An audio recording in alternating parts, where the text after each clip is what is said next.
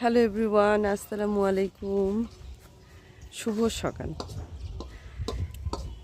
ছাদের উপরে রান্না বান্না করে আজকে আমরা ছাদের উপরেই খেতে বসেছি। আর অলরেডি আমার হাজব্যান্ড এই যে মানে পুরো এক থালি প্লেটে ভাত নিয়ে এসে বসে পড়েছে, যে খাচ্ছে। আমাদের বিখ্যাত সামিউল স্যার, পুরো বীরগঞ্জ, কাহারুল, খানসামার সবাই জানে যে সামিউল স্যার কত বড় ফুডি একটা পার্সন এবং কি পরিমাণে ও খাবার খায়।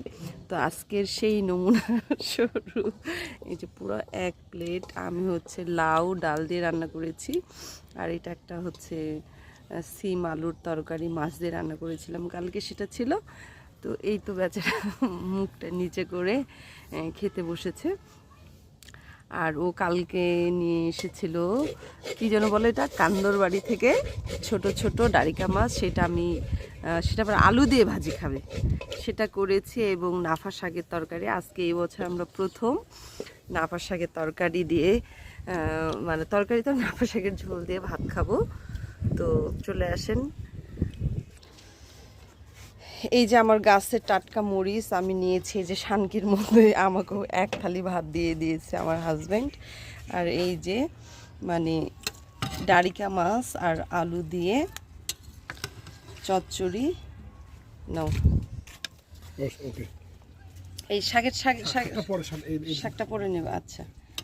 আর আমিও একটু লেট করে খাচ্ছি শুধু এইটার জন্যেই যে আমি এই ডারিকা মাছের ভাজি আলু দিয়ে আর হচ্ছে এই যে নাপা শাকের ঝোল 5 দিন ধরে ঘ্যানের ঘ্যানের করার পরে সে এই নাপা শাক নিয়ে আসছে, সেটা দিয়ে আজকে আমি ইয়াম করে ভাত খেয়ে নিব।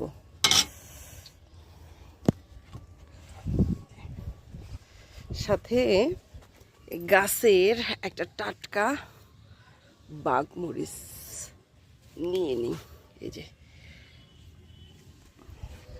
এই যে আমাদের খোলা ছাদ, আর এই যে আমাদের শিক্ষার্থীর এখানে পড়ালেখা করে ব্রেঞ্চ, এই ব্রেঞ্চে খাবো। তার আগে বাঘমরিচটা একটু ধুয়ে নিয়ে আসি।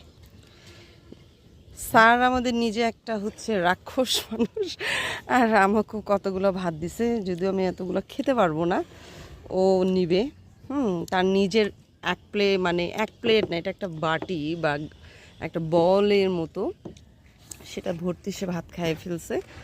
তো এখন আমি খাবো, দেখি কতটুকু খেতে পারি। বিসমিল্লাহ।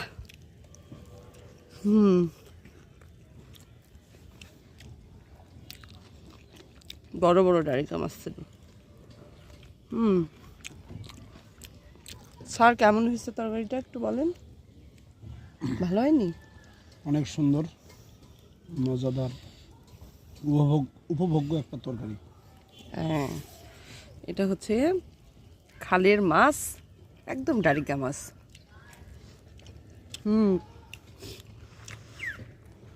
যখন গ্রামে ছিলাম তখন আমার মেজো ভাবি রান্না করতো। হ্যাঁ, আর তোমার আম্মা নিশ্চয়ই, আমার শাশুড়ি আম্মা হচ্ছে ছোট ছোট চিকন করে আলু কাঠাই দিয়ে কাটতো, তাই না? কারণ আমি দেখছি উনি কাঠাই দিয়ে চিকন করে ছোট ছোট করে আলু কাটে।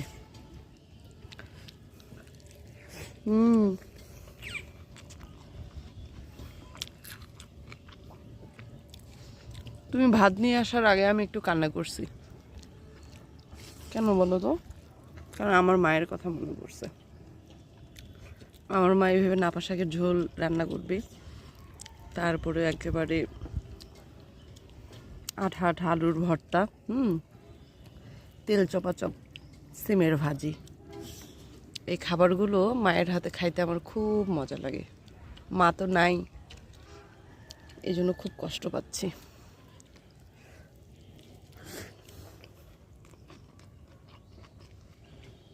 বাঘমরিচ সত্যি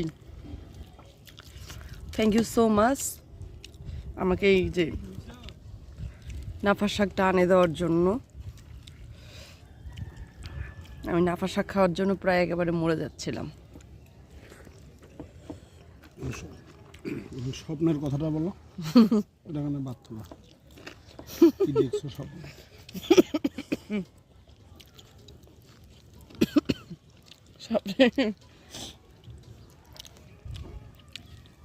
ওটা আমার ভিউয়ার্সকে বলা যাবে না।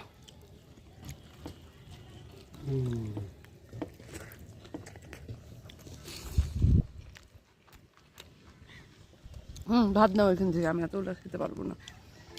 দেখেন ভিউয়ার্স কত খায় আমার হাজবেন্ড, বুঝছেন? একটু যদি কম খাইছে বেচারা শুকাই যাবে, তারপরে তার মাথা ঘুরবে। বহুবার সে ডায়েট করার চেষ্টা করে কিন্তু সাকসেসফুল হইতে পারে না, কারণ ওই যে খাতা পিতা আদমি, বুঝছেন তো? আপনারা যদি আমার এই খাবারটা পছন্দ করেন তাহলে চলে আসতে হবে আমাদের বাসায়। আসতে বলিও না, মানুষ থেকে চলে আসবে। ওই যে আসবে মিজানুর।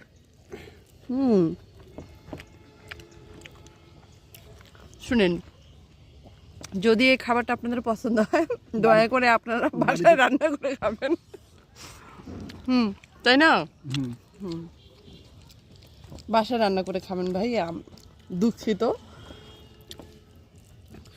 কারণ এই যে আমাদের সামিউল স্যারের পুরো একটা গ্যাংয়ের সঙ্গে তার উঠোন বসন, তো ওরা যদি আসে তাহলে তো আমি জায়গায় দিতে পারবো না, সরি টু সে।